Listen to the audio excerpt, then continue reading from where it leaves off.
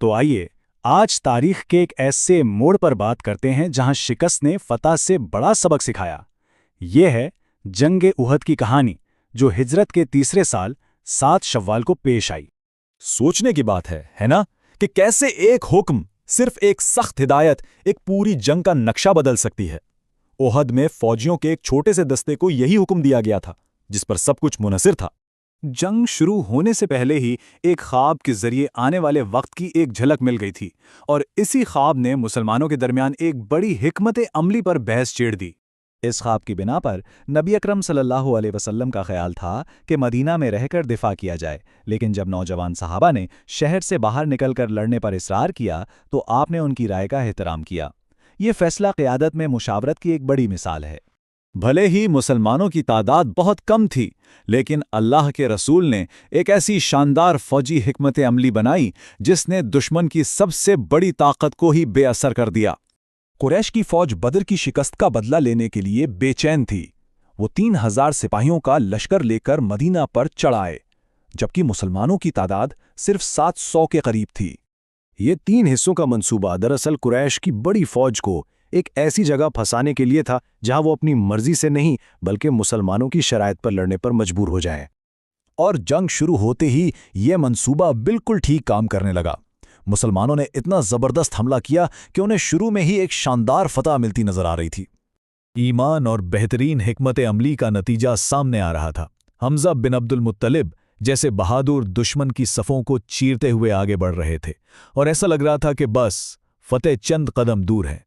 پتہ کہ اسی جوش میں جنگ سے پہلے دی گئی سب سے اہم ہدایت کو کچھ لوگ بھول گئے۔ یہ حیران کن بات ہے کہ نافرمانی کے صرف ایک عمل نے کتنی تیزی سے پوری جنگ کا پاسا ہی پلٹ کر رکھ دیا۔ بس یہی ایک فیصلہ احد کی جنگ کا مرکزی سبق بن گیا۔ اس نے دکھایا کہ ایک واضح حکم کو نظر انداز کرنے کے نتائج کتنے خطرناک ہو سکتے ہیں۔ جب جنگ کا رخ پلٹا اور یہ افواہ بھی پھیل گئی کہ نبی اکرم شہید ہو گئے ہیں، تو اس افراتفری کے عالم میں ایمان اور ہمت کا اصل امتحان شروع ہوا۔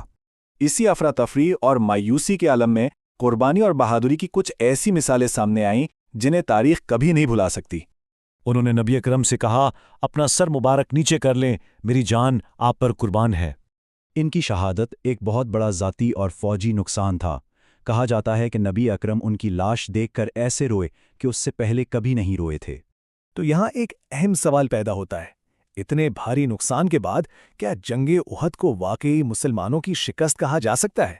اگر ہم فوجی نقطہ نظر سے دیکھیں تو جواب اتنا سیدھا نہیں ہے۔